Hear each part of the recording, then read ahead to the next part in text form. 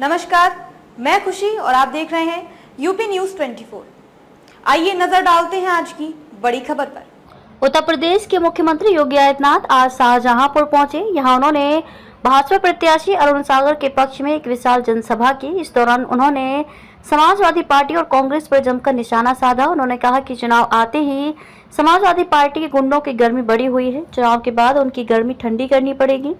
इसके अलावा उन्होंने कांग्रेस पर भी निशाना साधा और कहा कि कांग्रेस कहती है कि राम तो है ही नहीं। शाहजहांपुर में जनसभा का आयोजन कटरा विधानसभा के खुदागंज के लक्ष्मणपुर में हुआ। मुख्यमंत्री योगी आदित्यनाथ लगभग 3:30 बजे जनसभा में पहुंचे, जहां उनका वित्त मंत्री सुरेश कुमार खन्ना, पीडब्ल्यूडी मंत्री जितिन प्रसाद और चुनाव प्रभारी और पूर्व गन्ना मंत्री सुरेश राणा ने स्वागत किया। इसके बाद मंच पर बोलते हुए उन्होंने कहा कि समाजवादी पार्टी के गुंडों ने महाराणा प्रताप की मूर्ति को अपवित्र किया है। चुनाव आते ही समाजवादी पार्टी के गुंडों की गर्मी बढ़ जाती है, लेकिन उनकी गर्मी चुनाव के बाद शांत करनी पड़ेगी। उन्होंने कांग्रेस पर भी निशाना साधते हुए कहा कि कांग्रेस राम को मानती ही नहीं है। इसके अलावा उन्होंने कहा कि आने वाले वक्त में आत्मनिर्भर भारत और विकसित भारत होगा। इससे पहले लोग भूखे मरते थे, दवाइयां नहीं थी, और अब ये नया भारत एक्सप्रेसवे बना रहा है। उन्होंने कहा कि ये नया उत्तर प्रदेश है तो ये नया शाहजहांपुर भी है। उन्होंने ये भी कहा कि मोदी जी का प्रधानमंत्री का मतलब हर घर में समृद्धि नजर आएगी। गठबंधन आपने देखा होगा, अभी 2 दिन पहले समाजवादी पार्टी ने मैनपुरी में राष्ट्र नायक महाराणा प्रताप की प्रतिमा को अपवित्र करने का प्रयास किया।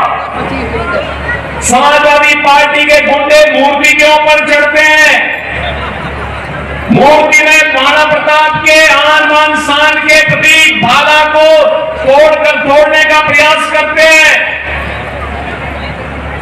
मूर्ति को पवित्र करते हैं,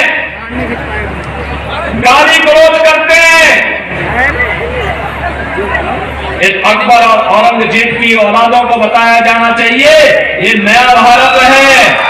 इस नए भारत में राष्ट्र नायकों का अपमान भारत स्वीकार नहीं करता है, नहीं करता है। ऐसे ही समाजवादी पार्टी के गुंडों ने भारत के संविधान के शिल्पी बाबा साहब डॉक्टर भीमराव अंबेडकर की प्रतिमा को भी पवित्र करने का प्रयास किया। बहनों और भाइयों, अभी भी कभी कभी मुझे लगता है कि कानून का राज स्थापित करने के बाद भी जब चुनाव आते हैं तो इन गुंडों की गर्मी चढ़ने लगती है। ऐसे लगता है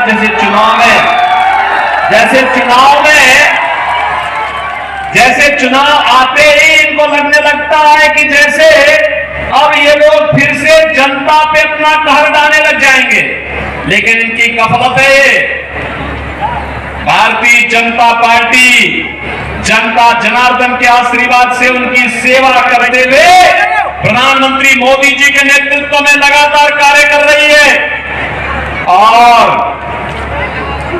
चुनाव परिणाम आएंगे, गुंडों की गर्मी भी धीरे धीरे करके शांत होती जाएगी। हाँ, ये कार्य है।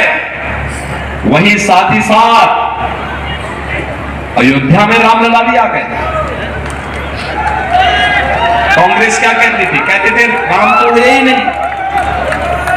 समाजवादी पार्टी के लोग क्या कहते थे कि परिंदा पर नहीं मार सकता। अरे कल ही प्रधानमंत्री मोदी जी अयोध्या आए थे, आपने देखा होगा, लाखों लोग उमड़े थे, लाखों लोग आए थे और सभी लोग मोदी जी का अभिवादन कर रहे थे और सब लोगों के स्वर मुंह में एक ही स्वर था। तो सब लोग कह रहे थे जो राम को लाए हैं हम उनको लाएंगे। यही तो शाहजहांपुर के अंदर भी है ना, यही तो शाहजहांपुर में भी है ना। शाहजहांपुर भी यही सोचता है। तो बहनों और भाइयों, रामलला अयोध्या में 500 वर्षों के बाद फिर से विराजमान हुए हैं। भगवान राम ने अपनी इस बार होली भी मनाई है और अपना जन्मदिन भी मनाया अयोध्या में। और जन्मदिन के दिन तो भगवान सूर्य ने प्रभु राम का सीधे सीधे सूर्य तिलक किया। यह भी दृश्य आपने देखा होगा। बहनों और भाइयों, हमारी पीढ़ी कितनी सौभाग्यशाली है। जिस शुभ कार्य को कई पीढ़ियां नहीं देख पाई, उस शुभ कार्य को हमारी पीढ़ी देख रही है, अपनी आंखों से देख रही है, महसूस कर रही है, उसके साथ सहभागी बन रही है। इससे ज्यादा सौभाग्य और क्या हो सकता है? बहनों और भाइयों, इसीलिए तो राम प्रसाद बिस्मिल ने कहा था कि इस भारत वर्ष में 100 बार मेरा जन्म हो, कारण सदा ही मृत्यु का देशोपकारक कर्म हो। और मुझे लगता है कि ये पंडित राम प्रसाद बिस्मिल और ठाकुर रोशन सिंह का यह संकल्प आज साकार हो रहा है, और उससे संकल्प करने के लिए आज हम आपके बीच आए। भारतीय जनता पार्टी ने श्री अरुण कुमार सागर को फिर से अपना प्रत्याशी बना करके आपके बीच उतार के भेजा है। बहनों और भाइयों, वे भारतीय जनता पार्टी के प्रत्याशी हैं। कमल चुनाव चिन्ह पर पड़ने वाला एक एक वोट ये सीधे मोदी जी के खाते में जाएगा। मोदी जी को तीसरी बार देश का प्रधानमंत्री। खबरों में अब तक के लिए बस इतना ही। फिर होगी आपसे मुलाकात ऐसी ही एक और बड़ी खबर के साथ। तब तक के लिए नमस्कार और देखते रहिए यूपी न्यूज 24। ऐसे ही लेटेस्ट अपडेट्स पाने के लिए हमारे चैनल यूपी न्यूज 24 को सब्सक्राइब करें और बेल आइकन दबाना ना भूलें, जिससे आपको लेटेस्ट अपडेट्स का नोटिफिकेशन मिल जाए।